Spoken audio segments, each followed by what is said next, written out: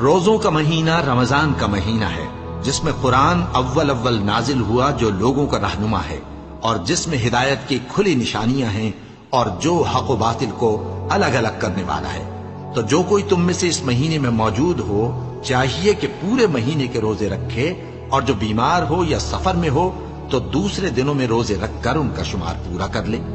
اللہ تمہارے حق میں آسانی چاہتا ہے اور سختی نہیں چاہتا، اور یہ آسانی کا حکم اس لیے دیا گیا ہے کہ تم روزوں کا شمار پورا کر لو، اور اس احسان کے بدلے کہ اللہ نے تم کو ہدایت بخشی ہے، تم اس کو بزرگی سے یاد کرو اور اس کا شکر کرو۔